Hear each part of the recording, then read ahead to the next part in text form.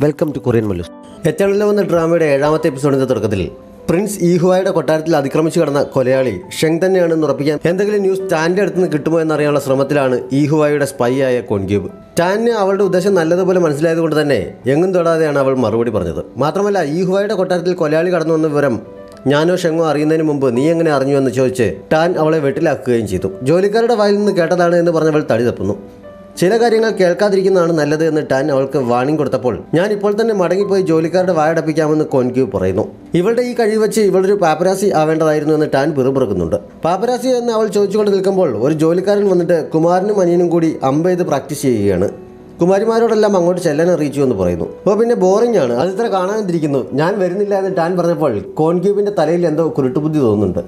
കുമാരി ഇവിടെ വന്നതിന് ശേഷം ഇതാദ്യമല്ലേ, നമുക്കൊന്ന് പോയി കാണാമെന്ന് പറഞ്ഞവൾ ടാനിനെ നിർബന്ധിച്ച് വിളിച്ചുകൊണ്ട് പോകുന്നു. ഈഹുവയുടെ കൊട്ടാരത്തിൽ അതിക്രമിച്ച് കടന്നത് താനല്ല എന്ന് അവരെ ബോധ്യപ്പെടുത്താൻ വേണ്ടിയാണ് കയ്യിലെ മുറിവ് പോലും കണക്കിലെടുക്കാതെ ഷെങ് അന്ന് അമ്പെയ്ത്ത് പ്രാക്ടീസ് ചെയ്തത്. അവരെ കാര്യം ഷുവാനോട് പറയുന്നുമുണ്ട്. ടാനും മറ്റു കോൺക്യൂമാരുമെല്ലാം അല്പസമയത്തിനുള്ളിൽ അവിടെ എത്തുന്നു. ഇവിടെ എന്താണ് ഇത്ര കാണാനുള്ളത്, ശരിക്കും ബോറിംഗ് ആണെന്ന് ടാൻ പറഞ്ഞപ്പോൾ കുമാരിയുടെ ബോറടി മാറ്റാൻ ഒരു വഴിയുണ്ട്.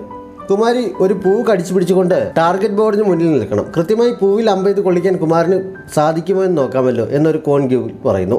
ഞങ്ങൾ തമ്മിലുള്ള ബന്ധം ദൃഢമാണോ എന്ന് സംശയിക്കുന്നത് കൊണ്ടാണോ ഇങ്ങനെ ഒരു ടെസ്റ്റ് നടത്തുന്നതെന്ന് ചോദിച്ച് ടാൻ അവളോട് ദേഷ്യപ്പെട്ടപ്പോൾ ഇതെങ്ങനെയാണ് ടെസ്റ്റ് ആകുന്നത്, ഞാൻ കുമാരിയുടെ ബോറടി മാറ്റാൻ നല്ലൊരു ഐഡിയ പറഞ്ഞതല്ലേ, പിന്നെ കുമാരി വിഷമിക്കേണ്ട കാര്യമൊന്നുമില്ല, നമ്മുടെ കുമാരൻ്റെ അമ്പെയ്ത്ത് ഈ രാജ്യത്തിലേക്ക് തന്നെ ഏറ്റവും മികച്ചതാണ്. അതോ ഇനി കുമാരിക്ക് കുമാരൻ്റെ കഴിവിൽ സംശയമുണ്ടോ എന്ന് കോൺക്യൂബ് ചോദിക്കുന്നു. അതോടെ ടാൻ ശരിക്കും പെട്ടുപോകുന്നു. ഷെങ്ങിൻ്റെ കഴിവിനെ കുറച്ച് കാണാൻ പറ്റാത്തത് കൊണ്ട് നമുക്ക് മറ്റൊരു ദിവസത്തേക്ക് മാറ്റി വെച്ചാലോ എന്ന് അവൾ ചോദിക്കുന്നു. എന്തിനാണ് മാറ്റി വെക്കുന്നത്, ഇന്നെന്താണ് കുഴപ്പമെന്ന് കോൺക്യൂബ് ചോദിച്ചപ്പോൾ എന്ത് വേണമെന്ന മട്ടിൽ ടാൻ ഷെങ്ങിനെ നോക്കുന്നു. അവൻ്റെ കയ്യിലെ പരിക്കിനെക്കുറിച്ച് അവൾക്ക് അറിയാമായിരുന്നതിനാലാണ് അവൾ അങ്ങനെ സംശയിച്ചു നിന്നത്. എനിക്ക് കുഴപ്പമില്ല, ട്രൈ ചെയ്യാൻ ഞാൻ റെഡിയാണ് എന്ന് ഷെങ് പറഞ്ഞപ്പോൾ എങ്കിൽ എനിക്ക് സമ്മതമാണ്, പക്ഷേ ഒരു കണ്ടീഷനുണ്ട്, ഞാൻ ആദ്യം നിങ്ങൾക്ക് ഒരു സാമ്പിൾ കാണിച്ചു തരാൻ വേണ്ടി ഒരു തവണ അവിടെ നിൽക്കും, അതിനുശേഷം നിങ്ങൾ രണ്ടുപേരും അതുപോലെ അവിടെ നിൽക്കണം, ആരെങ്കിലും പിന്മാറിയാൽ അത് കുമാരനെ അപമാനിക്കുന്നതിന് തുല്യമാണ് എന്നവൾ പറഞ്ഞ് താൻ ഒരു പൂവും എടുത്തു കൊണ്ടുപോയി ലക്ഷ്യസ്ഥാനത്ത് നിൽക്കുന്നു. ധൈര്യം കാണിച്ച് അവിടെ പോയി നിന്നെങ്കിലും അവളുടെ ഉള്ളിൽ ശരിക്കും പേടിയുണ്ടായിരുന്നു. വിറയ്ക്കുന്ന കൈകളോടെ ഷെങ് നീ നന്നായി അമ്പയാണ്, ഞാൻ നിന്നോട് വഴക്കുണ്ടാക്കില്ല എന്നൊക്കെ അവൾ മനസ്സിൽ വിചാരിക്കുന്നുണ്ട്. അവനെ ഇത് അമ്പ് നേരെ വരുന്നത് കണ്ടപ്പോൾ അവൾ കണ്ണുകൾ അടയ്ക്കുന്നു. കൃത്യം ആ പൂവിലൂടെ തുളച്ചു കയറി അമ്പ് ലക്ഷ്യസ്ഥാനത്ത് എത്തുന്നുണ്ട്.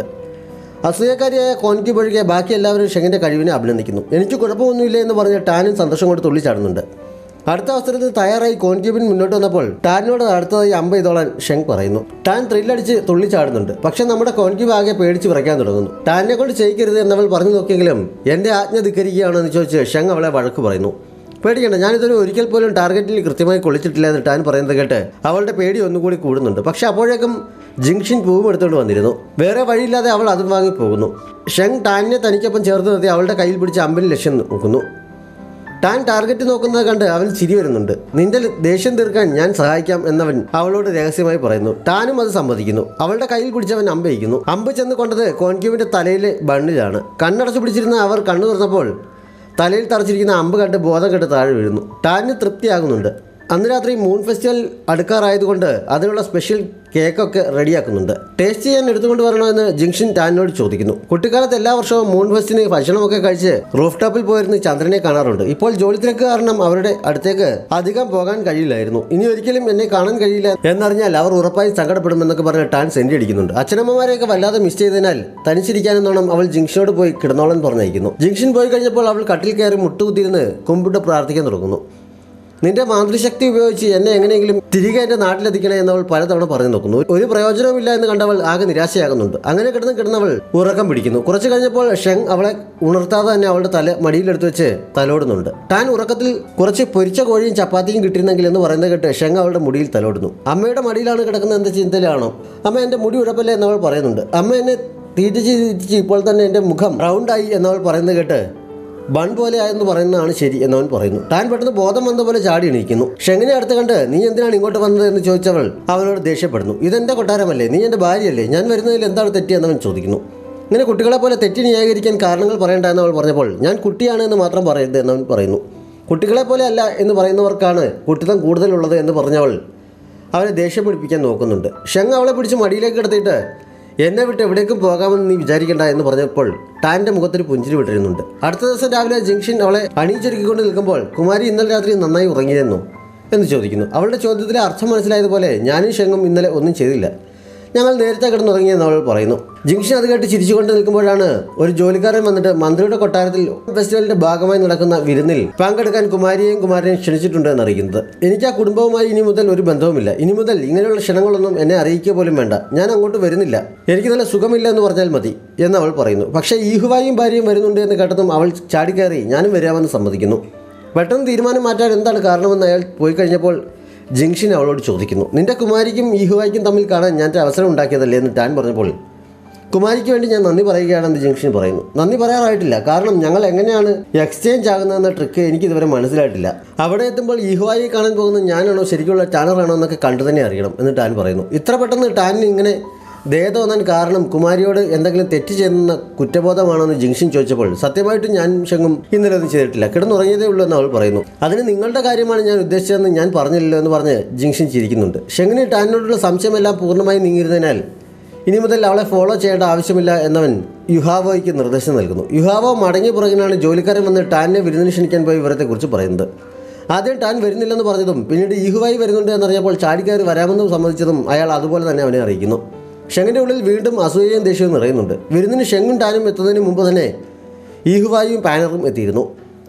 സോൾ സപ്രസിംഗ് ഓർബ് എന്നൊരു നിധി നമ്മുടെ രാജ്യത്തുണ്ടെന്ന് ഞാൻ കേട്ടല്ലോ. താങ്കൾക്ക് അതിനെക്കുറിച്ച് എന്തെങ്കിലും അറിയാമോ എന്ന് ഈഹുവായി മന്ത്രിയോട് ചോദിക്കുന്നു. എന്താണത്? ഞാൻ ആദ്യമായി കേൾക്കുകയാണല്ലോ എന്നയാൾ മറുപടി നൽകിയെങ്കിലും അത് കള്ളമാണ് എന്ന് അയാളുടെ മുഖം കണ്ടാൽ അറിയാം. അത് കള്ളമാണെന്ന് ഈഹുവായിക്കും അറിയാമായിരുന്നു. കുട്ടിക്കാലത്തൊരിക്കൽ പാനർ അത് കണ്ടിട്ടുണ്ടെന്ന് പറഞ്ഞല്ലോ എന്നവൻ ചോദിച്ചു വന്നപ്പോഴേക്കും ഷെങ്ങും ടാനറും വന്നല്ലോ എന്ന് പറഞ്ഞയാൾ കേൾക്കാത്ത മട്ടിൽ അവരെ സ്വീകരിക്കാനെന്നോണം പോകുന്നു.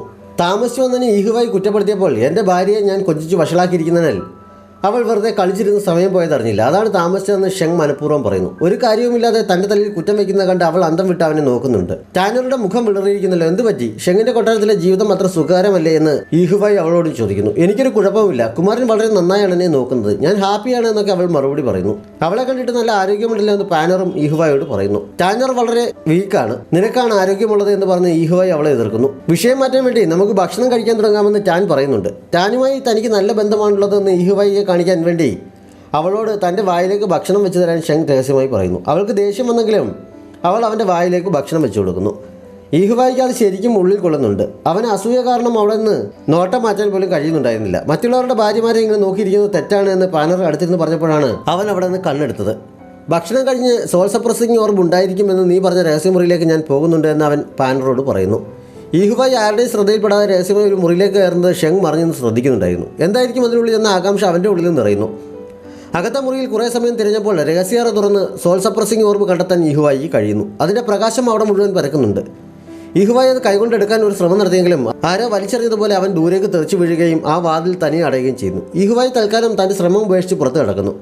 മുറിക്കുള്ളിൽ പ്രകാശം നിറഞ്ഞതും മണഞ്ഞതുമെല്ലാം പുറത്തു നിന്ന് ഷെങ്ങും കാണുന്നുണ്ടായിരുന്നു. ഷെങ് എങ്ങോട്ടാണ് പോയതെന്നറിയാൻ തിരഞ്ഞു നടക്കുകയായിരുന്നു ടാൻ. അപ്പോൾ പാനറും അവളുടെ അമ്മയും കൂടി തന്നോടുള്ള ദേഷ്യം തീർക്കാൻ ടാനറുടെ അമ്മയെ ഉപദ്രവിക്കുന്നത് കണ്ട് അവൾ ഓടിച്ചെന്ന് അവരെ പിടിച്ചെഴുന്നേൽപ്പിച്ചിട്ട് നിന്റെ ജീവിതം നല്ലതല്ലാത്തതിന് മറ്റുള്ളവരോട് ദേഷ്യം തീർത്തിട്ട് കാര്യമില്ല എന്ന് പറഞ്ഞ് പാനറെ എതിർക്കുന്നു. ദേഷ്യം വന്ന പാനർ അവളെ അടിക്കാൻ കൈയോങ്ങിയപ്പോൾ ടാൻ ആ കയ്യിൽ പിടിച്ച് തടയുന്നു.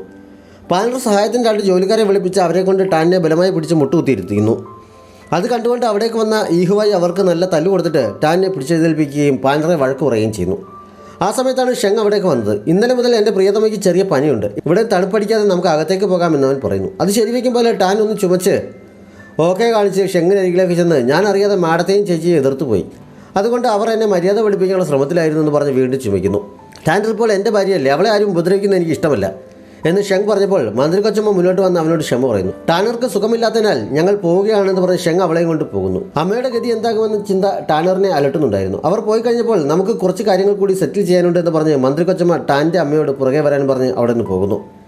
ഇത്ര പ്രധാനപ്പെട്ട സമയങ്ങളിൽ തെറ്റായ ഒരു ചെറിയ നീക്കത്തിന് പോലും വലിയ വില കൊടുക്കേണ്ടി വരും. അതുകൊണ്ട് സൂക്ഷിച്ച് വേണം ഓരോ കാര്യങ്ങളും ചെയ്യാനെന്ന് പറഞ്ഞ് ഈഹുവായി ഭാര്യയെ കുറ്റപ്പെടുത്തിയപ്പോൾ ഞാൻ സൂക്ഷിക്കാത്തത് കൊണ്ടല്ല, താങ്കളുടെ ഭാര്യ ശരിക്കും ആരാണ് എന്നുള്ള കാര്യം താങ്കൾ മറന്നു പോകുന്നതാണ് പ്രശ്നം. അവളെ മനസ്സിൽ നിന്ന് കളയാൻ തയ്യാറായില്ലെങ്കിൽ ഞാൻ എന്തെങ്കിലുമൊക്കെ ചെയ്തെന്ന് വരും, പിന്നീട് എന്നെ കുറ്റപ്പെടുത്തരുത് എന്ന് പറഞ്ഞിട്ട് പാനർ അവിടെ നിന്ന് പോകുന്നു. തിരികെ മടങ്ങുമ്പോൾ രഥത്തിലിരുന്ന് ഷെങ് ഈഹുവായുടെ പേരും പറഞ്ഞ് ടാനോട് വഴക്കുണ്ടാക്കുന്നുണ്ട്. നീ വളരെ ഹാൻസം ആണെങ്കിലും നിന്നെപ്പോലെ അസൂയുള്ള ഒരാളെ ഞാൻ വേറെ കണ്ടിട്ടില്ല എന്ന് ടാൻ പറഞ്ഞപ്പോൾ ഹാൻസം എന്ന് വെച്ചാൽ അർത്ഥം എന്താണ് എന്ന് അവൻ ചോദിക്കുന്നു. വളരെ സുന്ദരനാണ് എന്നാണ് അവൾ പറഞ്ഞപ്പോൾ ഞാനാണ് ഈഹുവായി ആണോ ഹാൻസം എന്ന് ഷെങ് ചോദിക്കുന്നു. ടാന് ശരിക്കും ദേഷ്യം വരുന്നുണ്ട്. ഇനിയെങ്കിലും നിന്റെ അസൂയ ഒന്ന് മതിയാക്കുമോ? നീ തന്നെയാണ് സുന്ദരൻ, ലോകത്തിലേക്ക് ഏറ്റവും വലിയ സുന്ദരൻ. തൃപ്തിയായോ? പക്ഷേ ഒരു പെണ്ണ് ഏറ്റവും പ്രാധാന്യം നൽകുന്ന ആണിന്റെ സൗന്ദര്യത്തിനല്ല, അവനിൽ നിന്ന് കിട്ടുന്ന സുരക്ഷിതത്വത്തിനാണ് എന്ന് അവൾ പറയുന്നു.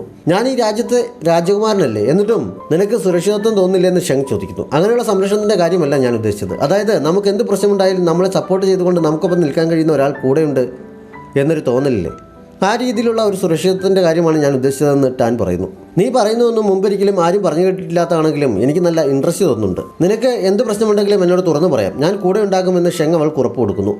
ഞാൻ എന്ത് പറഞ്ഞാലും വിശ്വസിക്കുമെന്ന് ടാൻ ചോദിച്ചപ്പോൾ നിനക്കെന്നെ വിശ്വാസമില്ല എന്ന് ഷെങ് ചോദിക്കുന്നു. വിശ്വാസമാണ് എന്ന് ടാൻ പെട്ടെന്ന് പറയുന്നു. കൊട്ടാരത്തിലെത്തി കഴിഞ്ഞപ്പോൾ ഈ സാമ്രാജ്യമല്ലാതെ വേറൊരു ലോകമുണ്ട് എന്ന് ഞാൻ പറഞ്ഞാൽ വിശ്വസിക്കുമോ എന്നവൾ അവനോട് ചോദിക്കുന്നു. മിക്കവാറും എൻ്റെ സ്വപ്നങ്ങളിൽ ഞാൻ ഈ സാമ്രാജ്യമല്ലാതെ മറ്റൊരു ലോകം കാണാറുണ്ട്. അവിടെ മിക്കവാറും യുദ്ധം നടക്കാറുണ്ട്, ആളുകളെല്ലാം കൊല്ലപ്പെടുകയും ചെയ്യാറുണ്ട്. പിന്നെ മരുന്നുണ്ടാക്കുന്ന ഒരു സ്ഥലവും തലനരച്ച ഒരു മനുഷ്യനെയും നിന്നെയും ഞാൻ അവിടെ കണ്ടിട്ടുണ്ട്. അതുകൊണ്ട് നിന്നെ ആദ്യം കണ്ടപ്പോൾ എനിക്ക് മുമ്പ് പരിചയമുള്ളതുപോലെ തോന്നിയിരുന്നു. മരിച്ചുപോയ ചക്രവർത്തിയുടെ ചിത്രം ആദ്യം കണ്ടപ്പോഴും എനിക്ക് അങ്ങനെ തന്നെ തോന്നിയിരുന്നു എന്ന് ഷെങ് പറയുന്നു. അവൻ പറയുന്ന ലോകവും തൻ്റെ ലോകവുമായി ഒരു സാമ്യവുമില്ലല്ലോ എന്ന് ചിന്തിച്ച് ടാൻ ആകെ കൺഫ്യൂഷനാകുന്നു. ഈ സാമ്രാജ്യത്തിൻ്റെ ഒരു മാപ്പ് കാണിക്കാമോ എന്നവൾ ഷെങ്ങിനോട് ചോദിക്കുന്നു. ഷെങ് ജിങ്ഷിനോട് മാപ്പ് എടുത്തുകൊണ്ട് വരാൻ പറയുന്നു. ജിങ്ഷിൻ കൊണ്ടുവന്ന മാപ്പ് കണ്ട് ടാൻ ആകെ അന്തം വിടുന്നു. ഈ ഡോങ്ക്യു സാമ്രാജ്യം ഹിസ്റ്ററി ടെക്സ്റ്റിലൊന്നുമില്ലേ?